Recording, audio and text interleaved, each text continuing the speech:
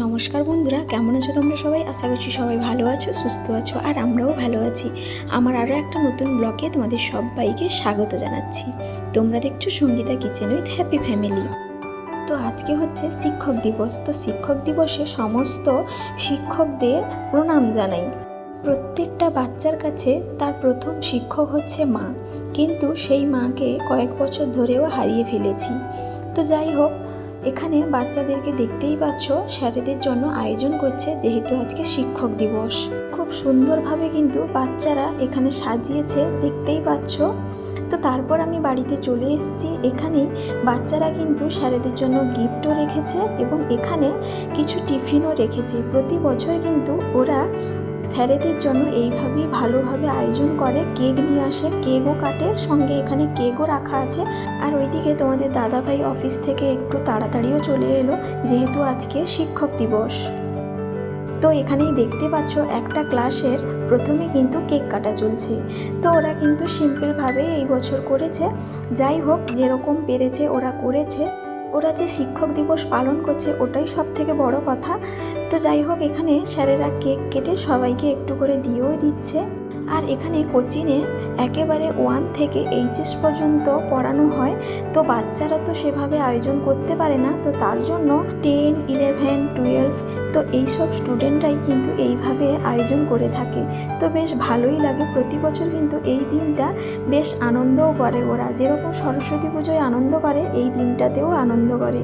তো যাই হোক, এখানে একটা ক্লাসের কেক কাটা কিন্তু শেষ হয়ে গেল।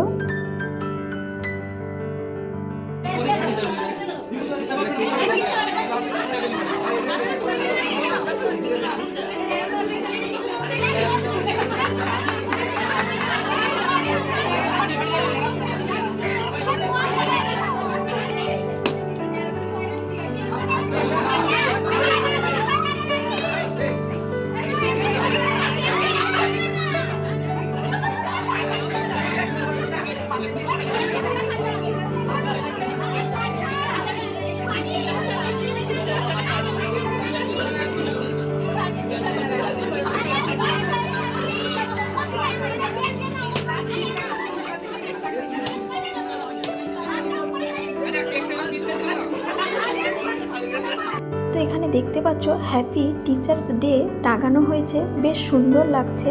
আর এই যে গিফটটা দেখতেই পাচ্ছ, একটা ক্লাসের গিফট দিয়েছে। তো আমি এখানে ছিলাম না এতক্ষণ, যে তোমাদের কেক কাটা ভিডিওটা দেখালাম ওটা কিন্তু তোমাদের দাদা ভাইয়ের মোবাইলেই তোলা।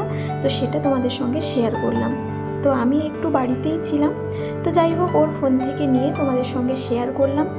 আর গিফটটা কিন্তু বেশ ভালোই হয়েছে। আর আমি ভিডিওটা করছিলাম বলে স্যারও একটু আমার সঙ্গে ইয়ার্কিও করে নিল। তো যাই হোক, তারপর এখানে বাড়িতে চলে এসেছি। কেকটা তো তোমরা দেখলে, এখানে আলু কষা হয়েছে আর রাধা বল্লভী হয়েছে। তো ওরা কিন্তু এখানে প্লেটে সব স্যারেদের জন্য সাজিয়ে নিচ্ছে। রাধা বল্লভী, আলু কষা, কেকও দিয়েছে আর সঙ্গে বুঁদিয়াও আছে। তো ওরা কিন্তু ভীষণ সুন্দরভাবে সাজিয়ে নিচ্ছে, দেখতেই পাচ্ছ। এখানে অনেকজন স্যার আছেন, তো তার জন্যই অনেকগুলো প্লেটও নিয়ে এসেছে। ওরা কিন্তু সব কিছু ব্যবস্থা বাড়ি থেকেই করে এসেছে, মানে স্যারেদের জন্য বসার জন্য আসন, জলের পট, সব কিছুই কিন্তু ওরা নিয়ে এসছে। আর এখানে স্যারেরা মিলে কিন্তু বাচ্চাদের জন্য সাতপুরি নিয়ে এসছে। তো সেই জন্যই সব স্টুডেন্টদেরকে একজন স্যার ওই সাতপুরি দিয়ে দিচ্ছে। আর এখানে একটা ছেলের কাণ্ড দেখলেও হাসবে, কেক চুরি করে খাচ্ছে। আসলে মেয়েরা জানতে পারেনি বলে, তো তার জন্যই, না হলে কিন্তু ঝগড়া লেগে যেত। তো যাই হোক, তারপর স্যার আমাকেও ওই সাতপুরি দিয়ে গেলেন। তো আমিও খাচ্ছি, আর বেশ সুন্দর ছিল জানো তো, সাতপুরিটা বেশ খাস্তা ছিল। তো যাই হোক, খাওয়ার পরে সমুর কাণ্ড দেখো। ওই বাচ্চারা যে টিস্যু পেপার নিয়ে এসছে স্যারেদেরকে দেওয়ার জন্য, খাওয়ার শেষে হাত মোছার জন্য, তো এখানে সমু নিয়ে এসে ওই সবার মুখ মুছে দিচ্ছে, মানে ওই যে সাতপুরি খাওয়া হয়েছে ওই জন্য। তো আমি তো সমুকে বারণ করছি, ও কিন্তু কোনো কথাই শুনছে না। তো যাই হোক, এখানে কিন্তু স্যারেরা খেতেও বসে গেছিলেন। কিছুজন স্যারেদের খাওয়া হয়ে গেছে, দেখতেই পাচ্ছ। কিছুজন স্যার হাত ধুয়ে কিন্তু হাত মোছাও হয়ে গেল। তারপরে কিন্তু আমি এসছি এখানে। তো যাই হোক, স্যারেরা কিন্তু আমার সঙ্গে ইয়ার্কি ঠাট্টাও করছিল আমি এই ভিডিও করা নিয়ে।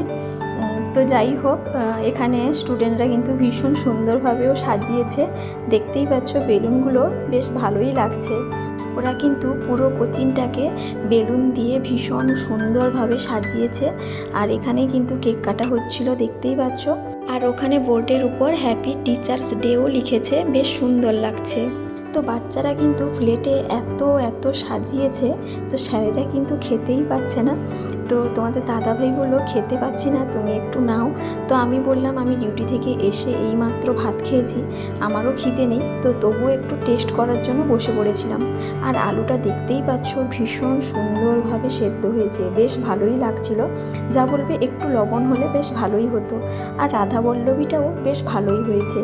আর এটা কিন্তু একজন স্টুডেন্টের তার বাবা রান্না করে দিয়েছে, তার বাবা কিন্তু রান্না করে, তো তার জন্য। তো যাই হোক, তারপর এখানে সব স্টুডেন্টরা বাইরে বেরিয়ে এসছে, স্যারেরাও এসছে এখানে ফটো তোলার জন্য। তো সব শেষে কিন্তু ফটোটা আমি তুলে দিয়েছিলাম। তো আবারও বলছি হ্যাপি টিচার্স ডে।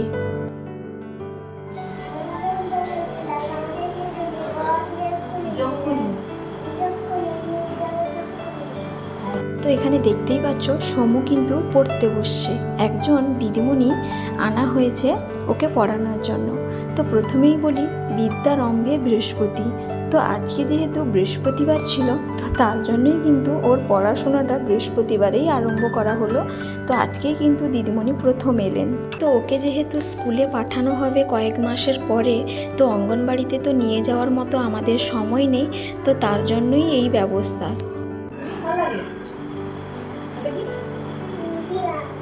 কি বলে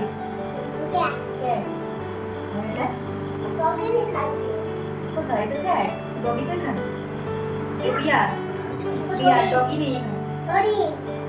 হ্যাঁ এই যে এলিফ্যান্ট হাতি হাতি তোমার যেমন পুতুলের মতো। এটা কি? হ্যাঁ এটা কি? ক্রিসমাস। খাও এটা তুমি, এটা তুমি, এটা তো খাও তুমি। এটা নাম কি?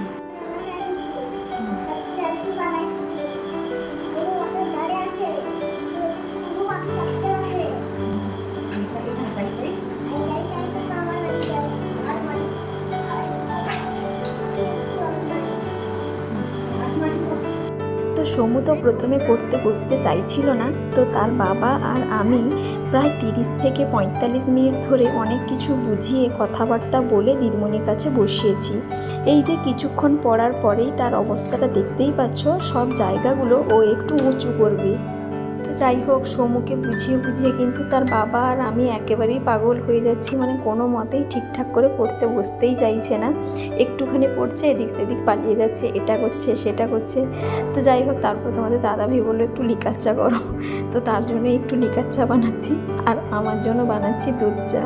তো যাই হোক, বাচ্চাকে পড়ানো যে কতটা কঠিন সে একমাত্র যে পড়ায় সেই জানে। তো আমিও বিয়ের আগে কিছু বাচ্চাকে পড়াতাম, তো সেটা কিন্তু আমি ভালোভাবেই জানি। তো যাই হোক, আমাদের জন্য চা করলাম, আর দিদিমণি চা খায় না, এখানে কিছু টিফিন নিয়েছি। ওই যে বাচ্চারা আমাকে ওই খাওয়ার জন্য টিফিন দিয়ে গেছিলো, তো সেখান থেকে কিছুটা নিয়ে দিদিমণিকে দিচ্ছি।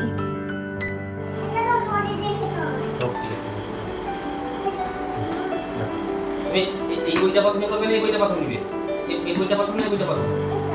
এটা আচ্ছা দাও দাও কি নিবি বল। হ্যাঁ হ্যাঁ কোনটা বল?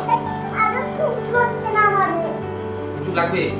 তো যাই হোক, অনেকক্ষণ হয়ে গেছে, দিদিমণিও চলে গেছে। তারপর তোমাদের দাদাভাই বাজার গিয়েছিল, সমুর বায়না চিকেন পকোড়া খাবো, তো তার জন্য চিকেন পকোড়া আর চপ নিয়ে এসছে। ওইদিকে তোমাদের দাদাভাই মুড়ি খাচ্ছে, কারণ ও বিকেলে ওই সব খাবার খেয়েছিল, তো তার জন্য বললো ওই সব আর কিছু খাবো না, হালকাই খাবো।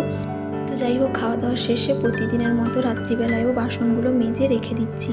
বেশি বেরোয়নি, কয়েকটা বাসন বেরিয়েছিল, আর সন্ধ্যার সময় কিছু বেরিয়েছিল।